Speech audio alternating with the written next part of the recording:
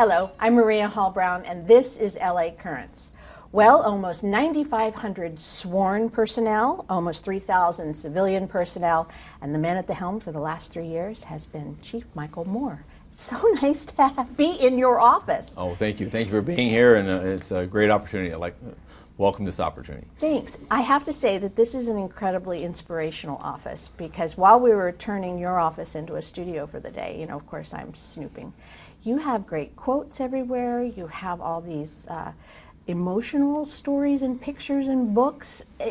You chose this, or did somebody put this in there? Oh, no. There's nothing on the walls or on my desk that does not have a personal meaning to me, and I also think that it's a way for me to convey to people such as yourself and others that come into this office.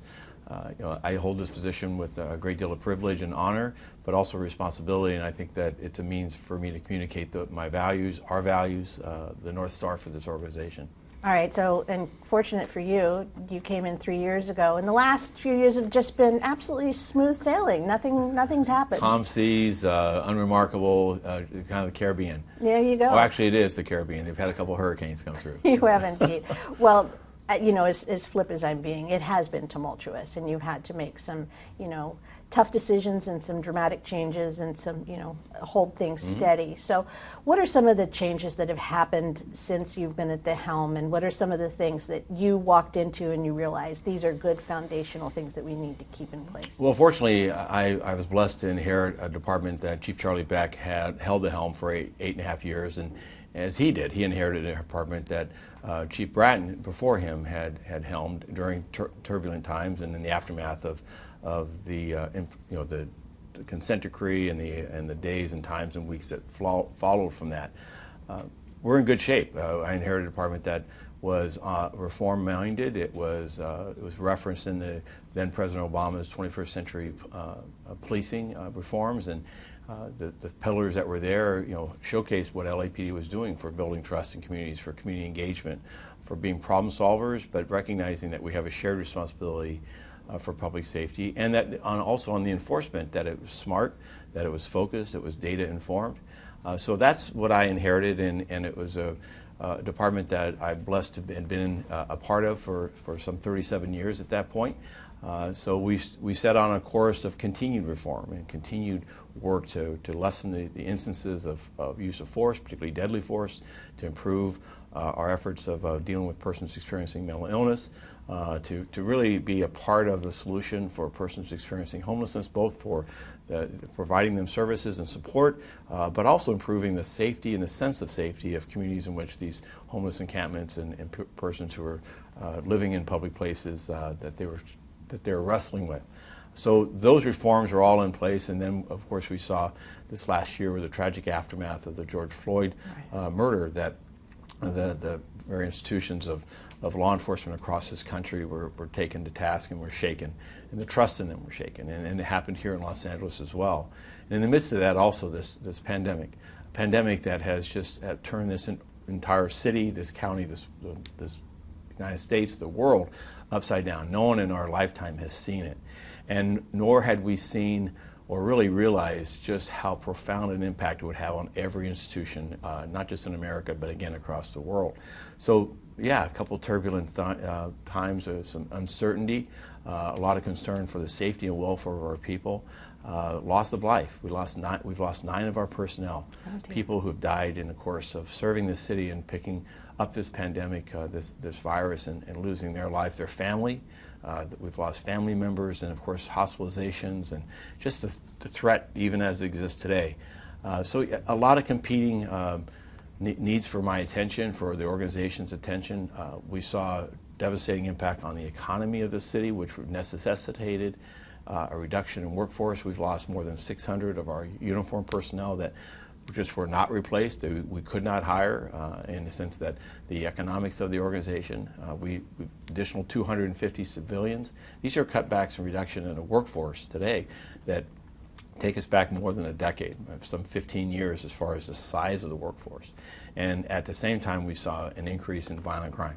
Much of it, we believe, is brought on by the uncertainties, the frustrations, the trauma that we've seen this pandemic infuse. But we also know that there are people who are taking advantage just as we've seen in other aspects of this pandemic, the criminal element, we're taking advantage of efforts of relaxing our court systems, of releasing individuals from jail that are now preying upon people and exacting revenge with the belief there's a lack of accountability. So we've had a lot on our plate, but again, ships were built for not for safe harbor. They're built for the sea, and that's where I'm proud of this organization, is that we've led American policing, and we're going to lead in this city as a partner in moving and transitioning out of this pandemic and getting a better handle on this violence, and ensuring that safety and security of the city is the hallmark of what we do. Right. Okay. So you just listed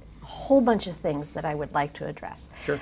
So a lot of the reforms that you wanted to put in place, you walked in, and I would imagine they had to escalate a lot faster than originally anticipated. So let's talk about a couple of those things that have been announced, and that also you can tell me where they are, and then we can get into the nitty-gritty of where you guys are. So the community policing, I know that program was in place. I would imagine that it's actually ramped up, and how is it going at this moment in time? Well, community policing in Los Angeles is the entire organization. It's institutionalized.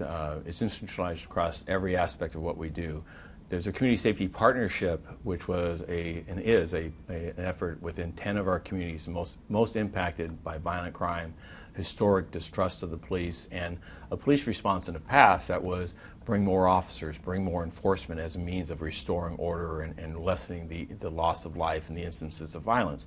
And Chief Beck, along with Connie Rice and others, came with a concept of rather than implying more enforcement, how do we build and strengthen those communities through supporting them and working in a partnership and a shared responsibility of bringing city services, of bringing needed resources so that the safety of those communities is improved, the confidence of those communities in themselves and their ability to deal with disorder and minor acts of discord can be resolved other than resorting to arrests, other than resorting to a police presence.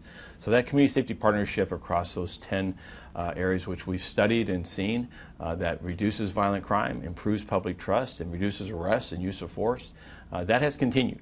We've taken a study that was completed by UCLA, and we've noted that there's some shortfalls, there's some inconsistencies. And what I did last year was, in the midst of this, the aftermath of George Floyd and this crisis of public confidence, was also recognize that we're going to stay committed. We're going to double down on community safety partnership by establishing it as a bureau. I appointed Mata Tancredi's as the deputy chief.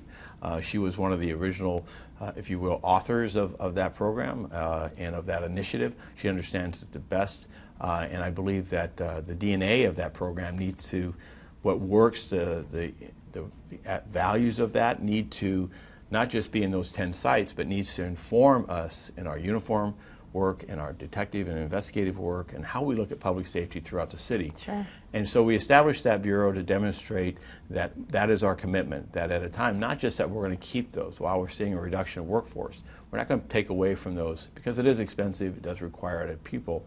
We're not going to downsize that because, well, we can't afford to do that anymore. It's not window dressing, it's not fringe. This is a key component of how we're going to learn as an organization how to enculturate in us the values that we see in addressing violence and addressing community safety through a lens that is much broader than an enforcement lens, and even some of our prior partnerships. So that's been going well, and I think it's improving the fidelity to the model, the consistency across those 10 sites, but it's also building as to how do we measure that, how do we ensure that that those mature and become permanent in those locations, and then how do we actually now expand this to our patrol and investigative operations. But important, that's not all about, that's not our only aspects of community policing. During a period of a pandemic where we've lost the ability to talk with one another, I'm grateful for today and for our ability to do this. Never realized how much until the pandemic we missed our ability to talk with each other and see each other. And, but we're not behind a mask. But during that period of a mask, of Zoom, of remoteness, of isolation, this is a department that has leaned in. We've leaned into technology to expand the use of that technology so that our outreach and our engagement would amplify, that people would not feel isolated. And if they did, that we're there to help them. We improved that outreach in regards to when we couldn't be inside, well, let's be outside. And when we couldn't go to groups and assemblies, let's have roll calls on the street. Let's increase our foot beats. Let's see visibility be there. We may be behind masks. We may have to social distance, but that doesn't mean that we have to be out of sight. Right. And so those are the efforts with our senior leads, our community police advisory boards, our town halls. I'm proud of the work that's been done this last year in a very trying circumstance for us to stay connected. Okay, so along those lines, you had a budget crisis that has now somewhat abated in terms of what we believe the economics of Los Angeles is. Is that going to help you in this coming year? And are you looking forward to being able to replace a lot of those positions that no longer were able to be replaced last year and move Right. some of these positive programs forward? Yes, so I'm grateful for the federal relief monies that came to the city that allowed the city to begin to restore some of its basic operations. The core function of city government is public safety. Right. And in this instance, with the President Biden's bill, his stimulus package that came to the city, it allowed a $1.25 billion $1.5 billion relief to come in, which allowed the city to do two things. First, it allowed it to pay back its debt and establish a responsible reserve, because we're an earthquake away from a natural disaster Right. that matches this pandemic. Secondly, it allowed it to begin investing in core services such as policing. So we have begun our first class after nearly 6 months without one. In July 5th, we started a class of 60 recruits. I was going to ask how many. And on August 2nd, we'll have our next class of 60 recruits. Our effort, and this is to all the members who are watching this, we're hiring. We hope to hire 740 personnel recruits, qualified individuals to become the next generation of LA police officers. And so that active recruiting is ongoing. That's going to help us. We lose through attrition about 500 personnel a year. And so our effort is going to, the hiring of 740 is to meet the need for just to hold on what we have as staffing, but also grow. Just top it off a little. 100 or 200 more, which allow us to get to just short of 9,750, which was the number that we, prior to coming into the pandemic, had worked with the city to say, we need to take a budget cut. We see the pandemic coming. We see that we're going to be reduced from 10,100 to about 9,750.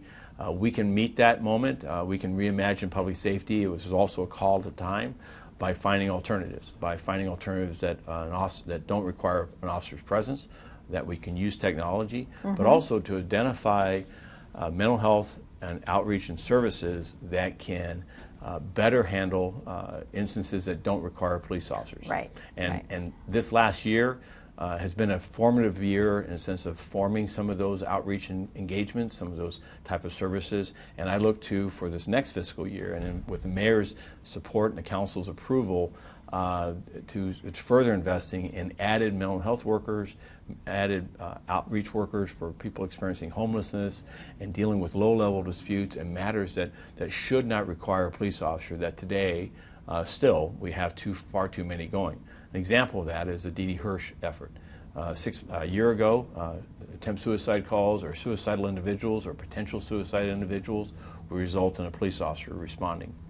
In February, the city started a contract with the D.D. Hirsch non-government agency, and these are mental health workers on a helpline that take those calls now. We transfer them from 911 to those centers, and they've handled just under 600 of those calls since the inception. That's 600 instances in which officers weren't required to respond. That program, I'm happy to say, has expanded to 24 hours a day as of July 1st, and I believe those call numbers will increase even further. That's work that we're not engaged in. That's opportunities that the public are being better served with by having mental health clinicians assess and ensure follow-up. Similarly, we worked with our traffic collisions and recognizing that the majority of traffic collisions in the city are non-criminal and non-serious. And so since the beginning of this year, we're now taking and directing motorists and those that are involved in a minor traffic collision that's non-criminal. We don't have a drunk driver. We don't have a hit and run that's injured somebody. We now take those online. And in doing that, that's saved more than 3,000 instances in which officers have had to respond and conduct a 2.5 hour investigation. And many times it's not the actual level of the investigation, it's time to travel to get there, to conduct the interviews, perhaps go to the hospital because someone had a minor injury.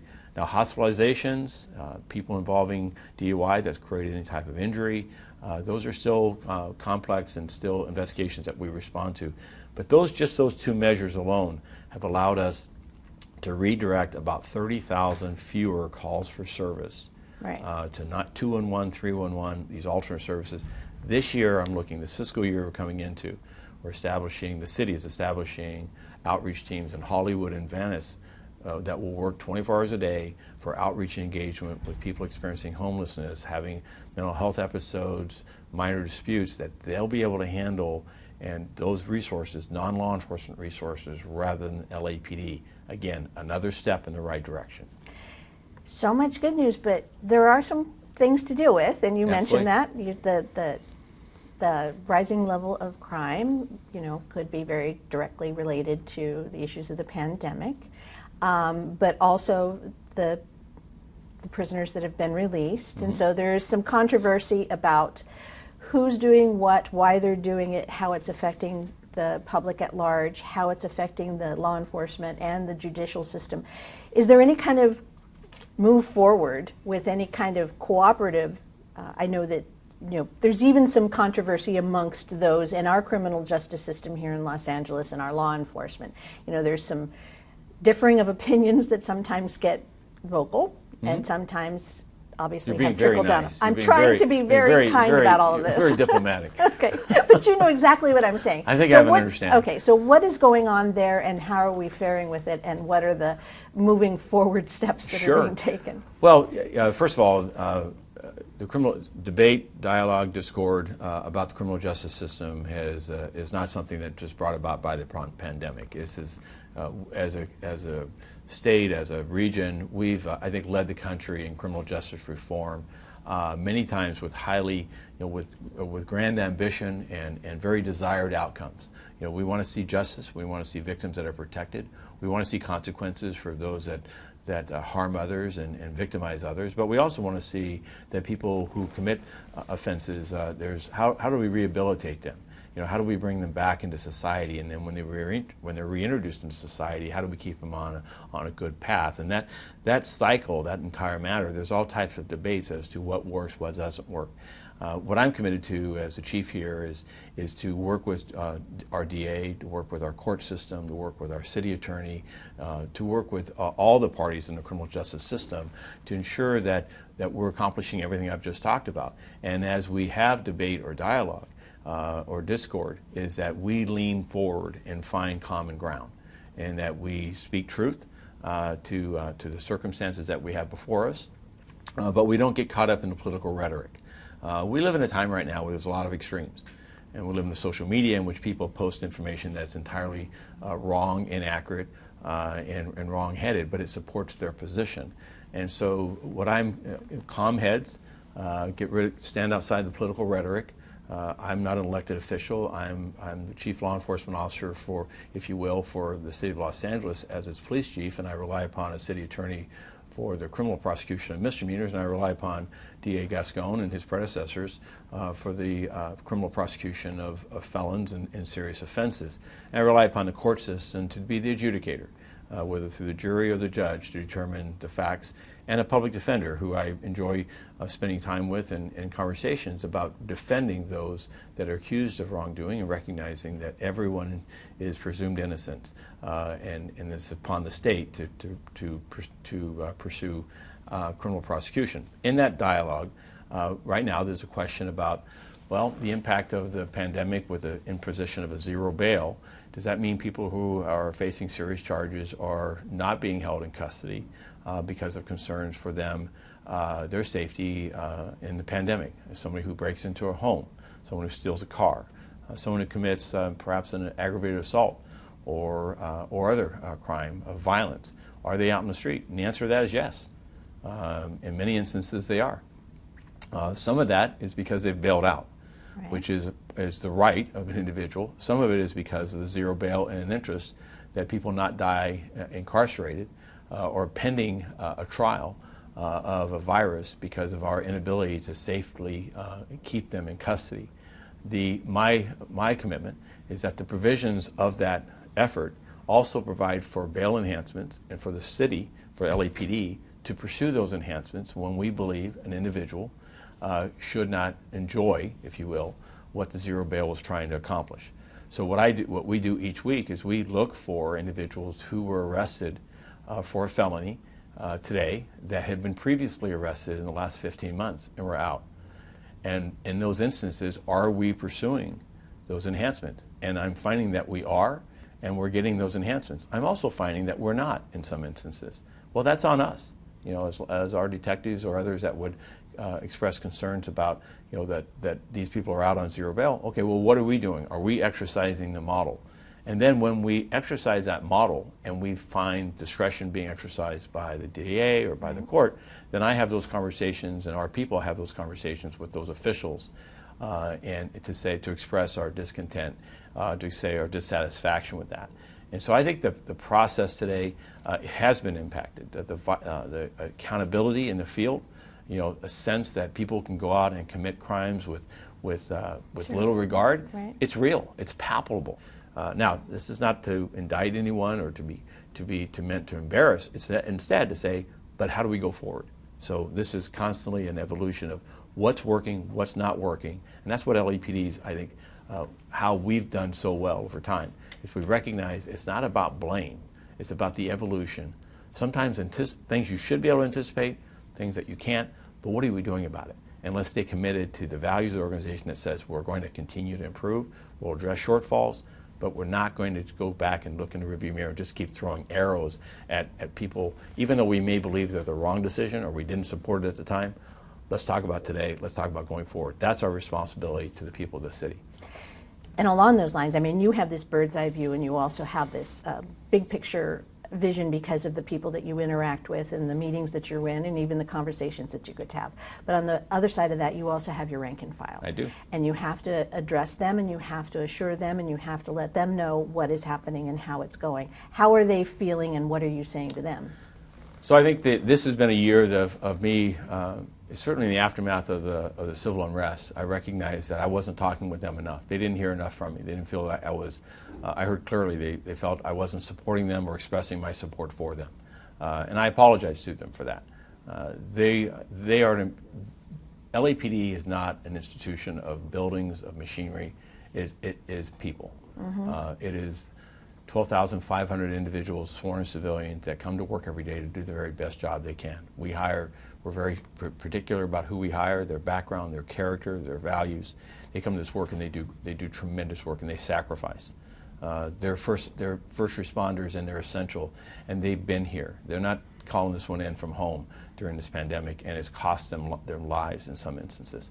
I appreciate and support them. And I'm also encouraging them to stay true to why they came to us on this department, why they joined this profession, what is our mission, what are our core values, what is our North Star, and to keep their head up and it's a noble profession. I'm proud of them.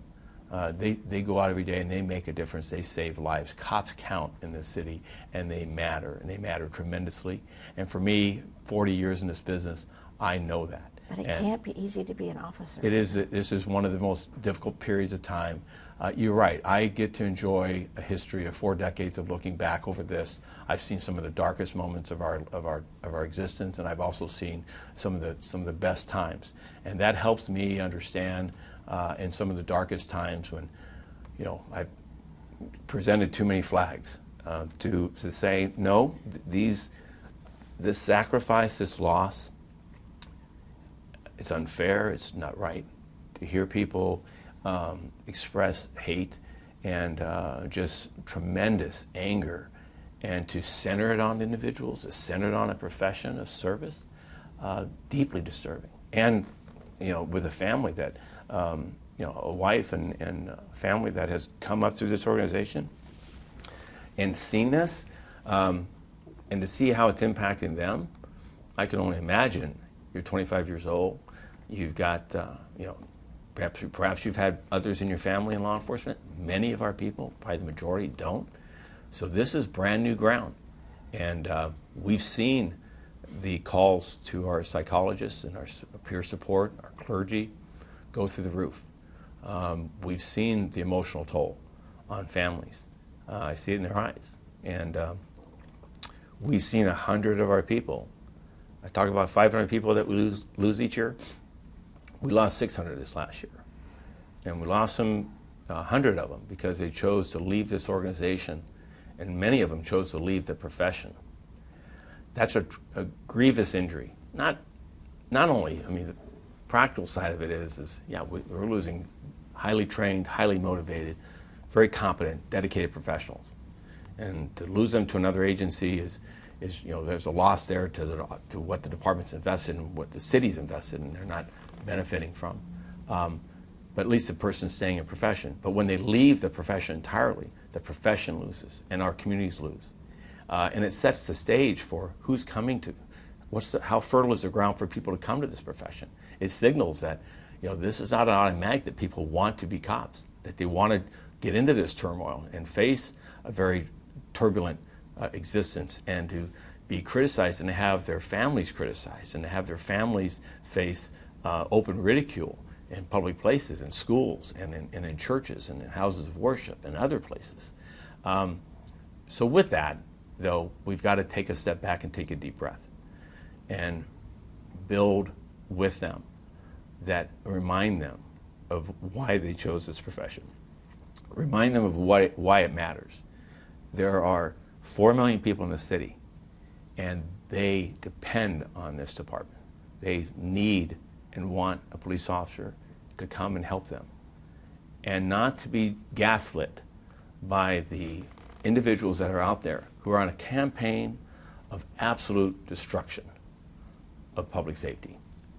And they envision some alternative, which we all want safety, we all want security, and we all want to be able to achieve it without resorting to law enforcement, making arrests, pursuing the criminal prosecution of individuals, without having to deal with the violence that we see in the streets. How do we eliminate that without requiring law enforcement?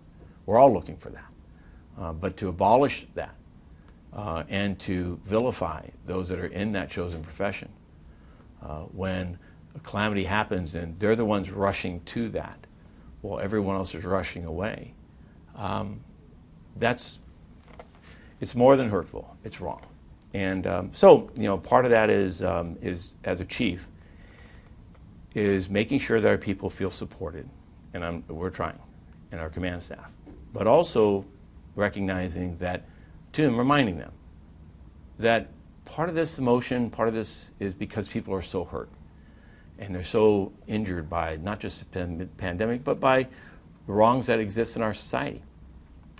And they don't have to shoulder that, but yet they do because they wear this badge, they wear this uniform. And so, that reflection, that time to reflect on that, making sure we get them rest, making sure that they feel supported, and reminding and asking the public for that quiet people who support them and want them, and they look at this rhetoric and say, that's not us. Right. Remind them to say hello to an officer. Well, I cannot thank you enough for sharing this time and to have this opportunity to, hear the real part of the whole thing. And it's been a privilege. Thank you. It's been a privilege, but let me close by, saying that we got in kind of a deep area here on this, but the future is bright for this city, and the future is bright for this department. We are coming out of this. We're coming out of this pandemic. I also believe that we've shown in this last year that when challenged, when criticized, when faced with such daunting odds, that we're leaning into that we're an organization committed to the people of the city, and we're going to show them why this is the greatest department in American policing. Thank you for this opportunity. Well, thank you very much, Chief Moore. Absolutely. And that's a wrap on this LA Currents.